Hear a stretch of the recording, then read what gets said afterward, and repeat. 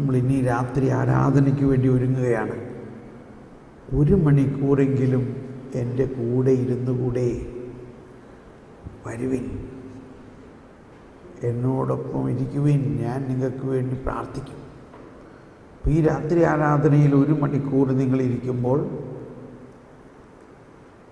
നിങ്ങൾ കാര്യമായിട്ടൊന്നും പ്രാർത്ഥിക്കണ്ട. ഈശോ പ്രാർത്ഥിക്കട്ടെ. ഈശോ പ്രാർത്ഥിച്ചിട്ട് പിതാവിൽ നിന്ന് വാങ്ങി നിങ്ങൾക്ക് തരുന്നത് നിങ്ങൾ സ്വീകരിക്കുക എന്നുള്ളതാണ്. You are a recipient. അതാണ് ഈ പ്രാർത്ഥന. നമ്മുടെ ഹൃദയത്തിൽ ദാഹമുണ്ടാകാം, നമുക്ക് ഇച്ചിരി ജ്ഞാനം കിട്ടിയിരുന്നെങ്കിൽ നന്നായിരുന്നു എന്നൊക്കെ ദാഹിക്കാം. പക്ഷെ അതോടൊപ്പം പറയുക, പിതാവേ നിനക്കറിയാമല്ലോ, ഞാൻ പ്രാർത്ഥിക്കുന്നതിന് മുമ്പേ എനിക്ക് എന്താണ് ആവശ്യമെന്ന് നിനക്കറിയാമല്ലോ. വിശുദ്ധ യോഹന്നാൻ ക്രൂസിൻ്റെ കർമ്മലമല കയറ്റത്തിൽ ഒരു സംഭവം, ഒരു പ്രാർത്ഥനയെക്കുറിച്ചുള്ള ഒരു പഠനം ഇങ്ങനെയാണ്. ഒരമ്മ മകൾക്ക് നല്ല ഭക്ഷണം ഉണ്ടാക്കി. മുതിർന്ന ആളുകൾ കഴിക്കണ എരിവുള്ള മീൻകറിയൊന്നുമല്ല, അതായിരുന്നു അന്നത്തെ ഭക്ഷണം. എങ്കിൽ കുഞ്ഞിന് വേണ്ടി വേറെ എരിവില്ലാത്ത നല്ല ഭക്ഷണം ഉണ്ടാക്കി. അപ്പോൾ അമ്മ വലിയ വാത്സല്യത്തോടെ മാർക്കറ്റിൽ പോയി സാധനങ്ങൾ മേടിച്ചുകൊണ്ട് വന്ന് സെപ്പറേറ്റ് കുക്ക് ചെയ്തൊക്കെ ഉണ്ടാക്കി കൊച്ചിന് വേണ്ടി പ്രത്യേകിച്ച് ഉണ്ടാക്കി. വളരെ പ്രത്യേകിച്ച് അവൾക്ക് വേണ്ടി മാത്രം ഉണ്ടാക്കിയതാണ്. അങ്ങനെ ഭക്ഷണമേശയിൽ വന്ന് അവളോട് പറഞ്ഞിട്ടുണ്ട്, നിനക്ക് വേണ്ടി ഞാൻ നല്ല ഒരു വിഭവം ഉണ്ടാക്കിയിട്ടുണ്ട്. It's made only for you. ഞങ്ങൾക്കൊക്കെ ഉള്ളത് വേറെ. അവളോടനെ ഞങ്ങൾക്ക് അറിയാൻ തുടങ്ങി, എനിക്കത് വേണ്ട, എനിക്ക് നിങ്ങൾ കഴിച്ചത് തന്നെ മതി, എനിക്ക് പപ്പയും മമ്മിയും കഴിച്ചത് മതി. അയ്യോ, ഇത് കഴിച്ചാൽ നിനക്ക് എരിയും, ഇത് നിൻ്റെ ശരീരത്തിന് കൊള്ളില്ല, എനിക്കത് മതി, എനിക്കത് മതി. കൊച്ചിന് അത് മാത്രം മതി, അത് തന്നെ വേണമെന്ന് പറഞ്ഞ് കരച്ചിലായി. ആ കൊച്ചിന് വേണ്ടി കർത്താവ് അല്ലെങ്കിൽ അമ്മ പ്രത്യേകമുണ്ടാക്കിയ ആ ഡിഷ് അത് വേണ്ട. അവസാനം അപ്പം പറഞ്ഞു, എന്തെങ്കിലും ആവട്ടെ, അവൾ ചോദിക്കുന്നത് കൊടുക്ക്.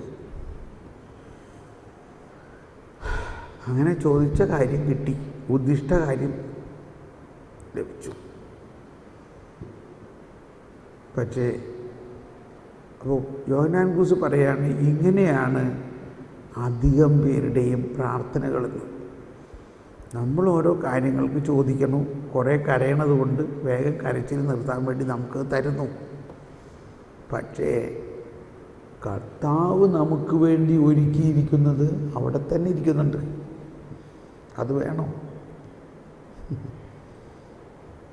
അതുകൊണ്ട് അങ്ങനെ ഒന്ന് പ്രാർത്ഥിച്ച് നോക്കുക. കർത്താവേ, എൻ്റെ ജ്ഞാനത്തിനപ്പുറത്ത് കണ്ണ് കാണാത്തതും കാത് കേൾക്കാത്തതും മനുഷ്യ മനസ്സ് നിരൂപിക്കുക പോലും ചെയ്യാൻ പറ്റാത്ത വലിയ കാര്യങ്ങളാണ് എനിക്ക് വേണ്ടി അവിടെ കരുതി വച്ചിട്ടുള്ളത്. അതെനിക്കിത് തരണം, എനിക്കത് മതി. ഞാൻ എൻ്റെ ബുദ്ധിയിൽ ആഗ്രഹിക്കുന്ന ഒന്നും ഞാൻ ചോദിക്കുന്നില്ല.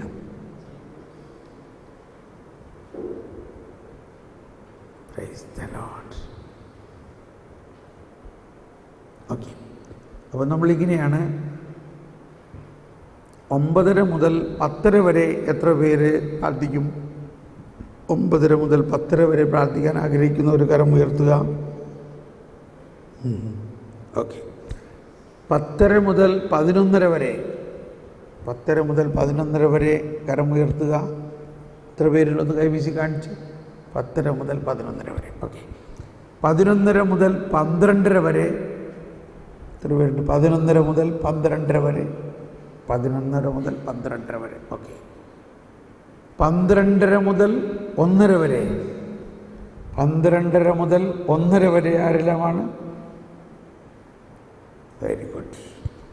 1:30 മുതൽ 2:30 വരെ, 1:30 മുതൽ 2:30 വരെ ആരെല്ലാമാണ്? കൈ ഉയർത്തുക. 1:30 മുതൽ 2:30 വരെ, 1:30 മുതൽ 2:30 വരെ. ആരെങ്കിലും ഉണ്ടോ?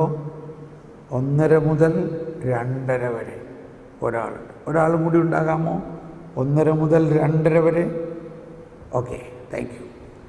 2:30 മുതൽ 3:30 വരെ. 2:30 മുതൽ 3:30 വരെ.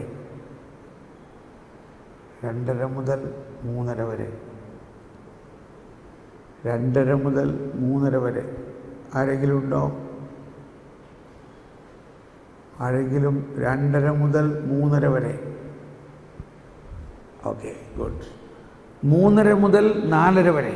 3:30 മുതൽ 4. Very good. 4:30 മുതൽ 5:30 വരെ. 4:30 മുതൽ 5:30 വരെ. എല്ലാവരും ഇനി 5:30 മുതൽ ഉള്ള സമയം ഫ്രീ ആണ്. 6:15 കുർബാന അല്ലേ? 6:15 കുർബാന. അങ്ങനെയാണ്.